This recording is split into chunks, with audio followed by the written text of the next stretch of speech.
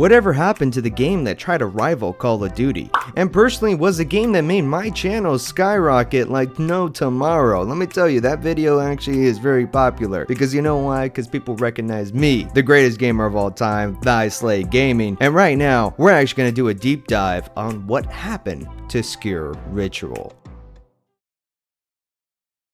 See, Sker Ritual was kind of like a Call of Duty Zombies like game. Rounds moved up and there was a quest and a hardcore quest. There was abilities and builds you can do. I mean, you can have a build that you are immune to all damage. I actually personally like this because this actually makes me revive my teammates. If I can pop that ability and actually go revive my teammates, no one is hurting me and they get up on their feet. But you can also do a build that is like a DPS build. We're doing so much damage. You're actually doing like CC, which is crowd control, and you're actually conquering the field.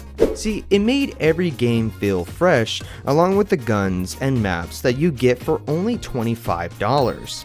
But why am I talking about this? You may be wondering, Thy Slay Gaming, why are you talking about this game? There's barely anybody playing it. Well, I'll tell you why. It's because this game is honestly underrated. This game honestly has some aspects that are better than Call of Duty Black Ops Zombies. I know, that is crazy to say, but I do think that way. I mean, it doesn't build on FOMO for one thing, and the Battle Pass is something you can work on at any time. See, if Call of Duty Zombies actually had that Battle Pass where you actually, if you purchase it, you get to keep it, then I actually might have a reason to come back to it. But Sker Ritual, well, let me tell you, the battle passes, first of all, they're free. Second of all, you can come back and you can complete the first season, the second season, third season. You can complete any season you like. And that's actually a reason why I like that game so much. There is no FOMO. There is no oh man, if you actually don't complete it in time, then you actually lose these certain rewards. It's like, no, you can earn anything. If you want to earn camos, go for it. Go earn some camos. If you want to earn that mask, go for it. There's a challenge possibly.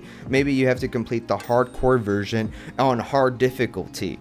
There is no FOMO. There is everything you can unlock is in game, and when DLC does come, DLC is usually a cosmetic. It comes off more like, hey buddy, you wanna support our game?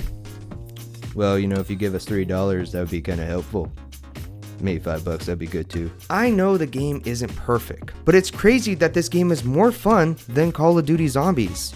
Say what you will about Sker Ritual, but it feels like it has more personality to it. It's more memorable. I actually do enjoy the maps, which is something that we're going to get into, so maybe we should start now. See, the first map spawns you in, and you have just a pistol, just kind of like classic Call of Duty Zombies. Even though this game isn't really a horror game, it still feels creepy. You feel vulnerable. The audio of this game is also amazing, and something else to mention, the higher the rounds you go, something is gonna spawn in and try to kill you. Abraham wait a minute, wrong guy, sorry. Abraham, which kind of reminds me of a Call of the Dead George Romero. He is easy to kill at first, but when rounds start going up, then he's gonna start getting harder. See, the special enemies in this game also are something to write home about. I'm telling you this right now, get a piece of paper, start writing a dear diary to your mom, because the special elite enemies are so freaking amazing. And it's the fact that every map has their own special elite enemies. There is one map where maybe they're dealing with screamers. The next map you're actually dealing with some poisonous infection people. There is this one map where you're dealing with electricity zombies. Like, oh my god, it's like there's so much replayability. There's so much variety where each map is making you change your strategy. The first map is like a ghost town, and it's actually a map that I do recommend every beginner to play. Because you know what, it's the first map. It's kind of like the beginning of the story. You should play the first map. There's tons of replayability in this game though, and what makes anyone wants to keep replaying it is the miracle system. See, earlier in the video I talked about builds, and this is the builds of the game. You can wait for a better miracle to show up, or you can actually spend some moolah to actually get the miracle that you want. See, that's actually interesting because sometimes you might have to work with what you got. You see, maybe you're actually the miracle that you want isn't popping up, so maybe you're gonna have to deal with it. You might actually have to change your build to actually see if it can fit your style. See, that's what's so fascinating, because not only the replayability comes from the weapons, the maps, but it also comes from the miracle system, like I was saying. And like I said, so many builds. You can actually do so many cool things in this game.